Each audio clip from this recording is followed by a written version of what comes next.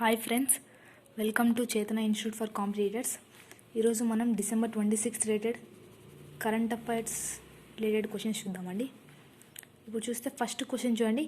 Consider the following statements and choose the correct one అన్నాడు. ఇచ్చిన వాటిలో కరెక్ట్ ఏదో చూసి చెప్పన్నాడు. చూస్తే ఇప్పుడు union cabinet approved 100% FDI foreign direct investment in direct to home DTH సర్వీసెస్లో 100% FDI అప్రూవ్ చేసిందని చెప్పేసి మన యూనియన్ క్యాబినెట్, మన గవర్నమెంట్ అని చెప్పి ఇచ్చాను. Next extended license period from 10 years to 20 years అన్నాడు.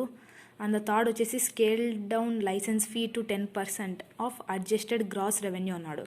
సో ఇప్పుడు మనకు చూస్తే ఏంటి, రీసెంట్గా మామూలుగా అయితే FDI ఉంది కదా, ఫారిన్ డైరెక్ట్ ఇన్వెస్ట్మెంట్ అనమాట. ఫారినర్స్ ఎవరైనా డైరెక్ట్గా వచ్చి మన ఇండియన్ ఎకానమీ, ఇండియన్ ఇన్ఫ్రాస్ట్రక్చర్లో ఇన్వెస్ట్ ఏదైనా చేస్తే, ఏదైనా కొత్త కంపెనీ కావచ్చు, ఏదైనా దాన్ని FDI అంటారు అనమాట, ఫారిన్. ఇప్పుడు మనం చూస్తే నార్మల్గా ఏంటంటే 49% ఉంది. ఏది, ఫారినర్స్కి ఎవరైనా ఇన్వెస్ట్మెంట్ చేయాలంటే మన ఇండియన్ గవర్నమెంట్లో 49% వరకు ఇన్వెస్ట్మెంట్ చేయొచ్చు అనేది. దాన్ని రీసెంట్గా ఏం చేసినారు, 71%కి ఇంక్రీజ్ చేసినాడు. సో ప్రజెంట్ ఇప్పుడు మనకు చూస్తే DTH సర్వీసెస్లో 100% FDI అంటే 100% చేయొచ్చు, ఇన్వెస్ట్మెంట్ చేయొచ్చు ఫారినర్స్ అని చెప్పేసి ఇచ్చాను అనమాట రీసెంట్గా ఇది. సో ఇచ్చింది ఫస్ట్ ఆప్షన్ కరెక్టే. ఇప్పుడు మనం చూస్తే డైరెక్ట్ టు హోమ్ సర్వీసెస్ ఉన్నాయి కదా, ఇవేంటంటే టెలివిజన్ రిలేటెడ్ సిగ్నల్స్ అనమాట. లైక్ ఇప్పుడు మనం చూస్తే డైరెక్ట్ టు హోమ్ సర్వీసెస్ అన్నాడు. ఇప్పుడు మనం ఏంటంటే సిగ్నల్స్ వస్తాయి కదా మనకి, టీవీ సిగ్నల్స్, టీవీ స్క్రీన్, అది ఎట్లా వస్తుందంటే, ఇప్పుడు మనం సపోజ్ ఇప్పుడు తీసుకుంటే టీవీ స్టూడియోస్ ఉంటాయి, ఎక్కడైతే నెట్వర్క్ సిగ్నల్స్ ఉండే ఏరియా అనమాట. ఇక్కడ ఏం చేస్తాడు, టెర్రస్ పైన వచ్చేసి పెద్దవి యాంటెనాస్ పెడతాడనమాట, పెద్దవి యాంటెనాస్ అని చెప్పేసి సిగ్నల్స్ ఇవ్వడం కోసం. అవి త్రూ ఏంటి, మన స్పేస్లో వచ్చేసి కమ్యూనికేషన్ శాటిలైట్స్ ఉంటాయన్నమాట. ఏంటంటే ఇప్పుడు ఈ యాంటెనాస్ ప్రతి హౌస్కి వెళ్ళాలి కదా ఈ సిగ్నల్స్, టు ఏమంటారు స్క్రీన్ రావాలంటే టీవీ సిగ్నల్స్. సో ఏం చేస్తాడు ఇక్కడ, ప్రతి హౌస్కి వెళ్ళాలంటే చాలా ఏమంటారు కాస్ట్ అవుతుంది. అట్ ద సేమ్ టైం సిగ్నల్స్కి కేబుల్స్ కావాలి అట్లా అని చెప్పేసి ఏం చేస్తారంటే ఒక టెక్నిక్, కొత్తగా ఒకటి కనిపెడతారనమాట. అది ఆల్రెడీ ఉన్నిందే. ఏంటంటే స్పేస్లో కొన్ని కమ్యూనికేషన్ శాటిలైట్స్ ఉంటాయన్నమాట. అవి ఫారినర్స్వి ఉంటాయి, మన ఇండియన్వి. అవి ఏం చేస్తాయంటే ఎప్పుడైతే ఈ యాంటెనా నుంచి సిగ్నల్స్ వస్తాయో ట్రాన్స్పాండర్స్గా యాక్ట్ చేస్తాయి. ఈ సిగ్నల్స్ని ఏం చేస్తాయి, అవి స్పేస్లో ఉన్న కమ్యూనికేషన్ శాటిలైట్స్ తీసుకుంటాయి అనమాట. రిసీవ్ చేసుకొని మన హౌసెస్ పైన, టెర్రస్ పైన, అవుట్ సైడ్ ఏమంటే చిన్న చిన్న యాంటెనాస్ పెట్టేసి ఉంటారు. అవి ఏం చేస్తాయి, ఈ వచ్చే సిగ్నల్స్ని ఇవి రిసీవ్ చేసుకుంటాయి యాంటెనాస్. దాని ద్వారా మనకు టీవీ స్క్రీన్ వస్తుందన్నమాట. సో వీటిని డైరెక్ట్ టు హోమ్ అంటే డైరెక్ట్గా టీవీ స్టూడియోస్లో నుంచి డైరెక్ట్గా కన్జ్యూమర్కి సిగ్నల్స్ డైరెక్ట్గా వచ్చేటట్టు ఈ DTH సర్వీసెస్ పెట్టాలంట. ఇందులో FDI ఫారినర్స్ కూడా 100% ఇన్వెస్ట్మెంట్ చేసుకోవచ్చు అని చెప్పేసి first point. Okay, next extend license period from 10 years to 20 years అన్నాడు. సో లైసెన్స్ ఉంటుంది కదా, అంటే ఏదైనా ఒకటి ఇన్వెస్ట్మెంట్ కంపెనీ ఏదైనా పెట్టాలంటే దానికి లైసెన్స్ అనేది కావాలి కదా. సో దాన్ని ఫస్ట్ 10 years ఉండేది, దాన్ని 20 years చేసినారు. ఇప్పుడు ఇచ్చింది సెకండ్ కూడా కరెక్టే. Next scale down license fee to 10% of adjusted gross revenue అన్నాడు. స్కేల్ డౌన్ అంటే తగ్గించారనమాట. ఇప్పుడు ఇది ఇచ్చింది ఏంటంటే ఆల్రెడీ 10% ఉండింది, 10% కాస్త 8%కి తగ్గించారు. సో మనకి ఇక్కడ 10 ఇచ్చాడు కదా, సో ఇది తప్పు అవుతుంది. మనం చూస్తే అడ్జస్టెడ్ గ్రాస్ రెవెన్యూ అన్నాడు, వన్ ఆఫ్ ద ఇన్కమ్ అనమాట. ఇదేంటి, ఇప్పుడు మనం చూస్తే టెలి డిపార్ట్మెంట్లో ట్రాయ్ అని చెప్పేసి ఒకటి ఉంటుంది, Troy telecom regulatory authority of India అని చెప్పేసి ఉంటుంది. ఇది హెడ్ అనమాట, టెలికమ్యూనికేషన్స్కి, బ్రాడ్కాస్టింగ్ మొత్తం ఇన్ఫర్మేషన్ అంతా. ఇప్పుడు చూస్తే దీని కింద ఉంటుంది ఏంటి, అడ్జస్టెడ్ గ్రాస్ రెవెన్యూ అని చెప్పేసి AGR. ఇందులో ఏంటంటే ఏదైనా కావచ్చు, ఇప్పుడు మనం లైసెన్స్ ఫీ కావచ్చు, అవన్నీ చార్జ్ కమ్స్ అండర్ ఈ అడ్జస్టెడ్ గ్రాస్ రెవెన్యూ అనమాట. దీని కింద తీసేసుకుంటారు. ఏది, టెలికమ్యూనికేషన్ వాళ్ళు దీని కింద ఏమంటారు, లైసెన్స్ ఫీ కావచ్చు, ఏవైనా మొత్తం అన్నీ అడ్జస్టెడ్ గ్రాస్ రెవెన్యూ కింద తీసేసుకుంటారు.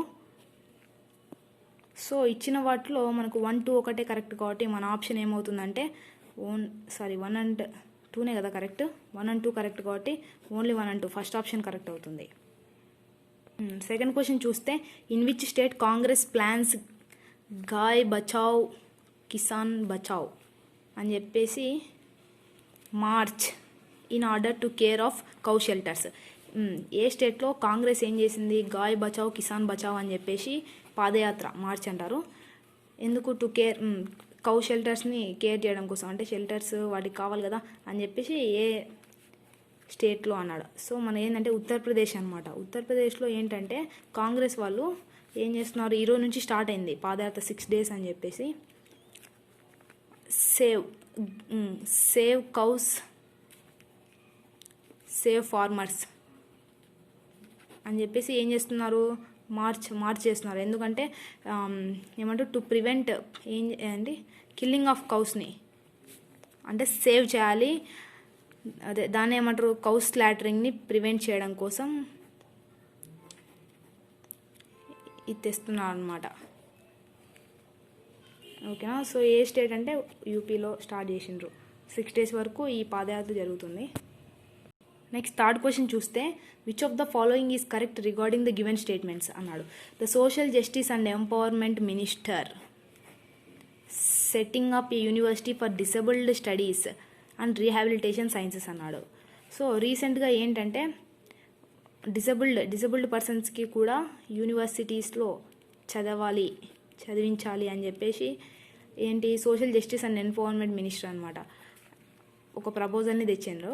The minister set the proposed university to be located in Kamrup district of అస్సాంలో చేయాలని చెప్పేసి, అంటే అస్సాంలో ఇలాంటి యూనివర్సిటీ ఫర్ డిసేబుల్డ్ పర్సన్స్కి అని చెప్పేసి would be the first of its kind, అంటే ఇంతవరకు ఎప్పుడు ఇలాంటిది తేలేదన్నమాట ఫర్ డిసేబుల్డ్ పర్సన్స్కి డిసేబుల్డ్ స్టడీస్కి యూనివర్సిటీ అనేది. సో వీళ్ళకు కూడా సపరేట్గా ఉండాలి ఒక యూనివర్సిటీ అని చెప్పేసి ఏంటి social justice and empowerment minister కిందకి వస్తుంది, మినిస్ట్రీ కిందకి. ఇది అస్సాంలో కట్టించాలి అని చెప్పేసి లొకేటెడ్. సో ఇచ్చినవి 2 కరెక్ట్ కాబట్టి మనకి బోత్ 1 and 2 మన ఆన్సర్ అవుతుంది. ఇలాంటిది ఎప్పుడు ఇలాంటి initiative for the first time అనమాట తీసుకున్నాడు government of India. Okay. Next చూడండి, Communist Party of India CPI అంటారు అబ్రివేషన్, వాజ్ ఫార్మ్డ్ ఆన్, ఎప్పుడు ఫామ్ అయింది అని చెప్తున్నారు. December 25, 1925, December 26, 1925, December 27, 1925 and December 24, 1925. So ఏంటంటే ఈ రోజే అనమాట December 26 యాక్చువల్గా 1925 ఫామ్ అయింది. ప్రజెంట్ వచ్చేసి 2020 కదా. సో అవి ఒక 75 years and then 20, so 95th foundation day అనమాట. ఏంటి కమ్యూనిస్ట్ పార్టీ ఫామ్ అయ్యింది ఎక్కడంటే కాన్పూర్లో ఫామ్ అయింది, సారీ నాగ్పూర్లో ఫామ్ అయింది. ఇప్పుడు మనం చూస్తే ఎందుకు దీని గురించి చదవాలి అంటే కమ్యూనిజం మనకు మేజర్గా 3 types ఉంటాయి అన్నమాట. ఒకటి క్యాపిటలిజం అని చెప్పి, then socialism and then communism. చూస్తే ఇక్కడ క్యాపిటలిజం అంటే ఏంటి, మొత్తం ఓనర్, అంటే ఇక్కడ వచ్చేసి ఓన్లీ ప్రైవేట్ సెక్టార్, ప్రైవేటే మొత్తం అంతా చూసుకుంటుంది. సోషలిజం అంటే గవర్నమెంట్, ఓన్లీ పబ్లిక్ అనమాట. సో ఇక్కడ without government people can be administered అనమాట. సో ఇప్పుడు మనం చూసుకుంటే క్యాపిటలిజంలో ఏంటంటే ఓన్లీ ప్రైవేటే కదా వాళ్ళే, కాబట్టి మొత్తం ఏమంటారు బిజినెస్ పర్సన్స్ ఎక్కువ ప్రాఫిట్స్ కోసం చూస్తుంటారు. సో ఏమవుతుంది, వాళ్ళు ఇంకా రిచ్ పర్సన్స్ ఎప్పుడు రిచ్ అవుతూ ఉంటారు, పూర్ బికమ్స్ టూ పూర్ అనమాట.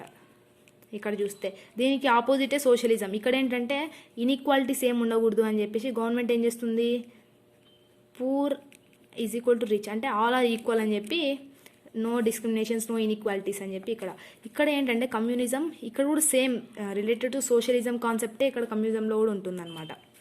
బట్ ఇప్పుడు చూస్తే ఇక్కడ ఏంటంటే ఏమంటారు హోమోజినియస్, మొత్తం అంతా సేమ్. ఇప్పుడు ఇది ఎందుకు తెచ్చారంటే ఇప్పుడు చూడండి కమ్యూనిస్ట్ పార్టీ ఆఫ్ ఇండియా అన్నాడు. ఇప్పుడు మనం ఈరోజు ఈ బిట్ ఎందుకు చదవాలి అంటే ఈరోజు ఏంటి 90th ఫౌండేషన్ డే అన్నాం కదా, సిపిఐ ఫామ్ అయ్యి ఒక కొత్త ఇనిషియేటివ్ తెచ్చాం అనమాట. ఏం ఏంటంటే బీజేపీ గవర్నమెంట్ ఏంటి ఇండియా వచ్చేసి India to be make as a ఏమని హోమోజీనియస్ మోనోలిథిక్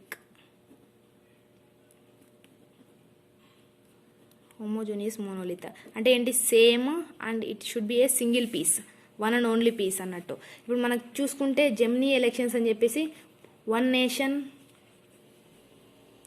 వన్ ఎలక్షన్ అని కొన్ని స్కీమ్స్ తెస్తున్నారనమాట. Next one nation one language అని ఒకటి లాంగ్వేజ్ కింద, నెక్స్ట్ చూస్తే రిలీజియన్ కిందకు ఒకటి అలా తెస్తున్నారు. Next one nation one civil code,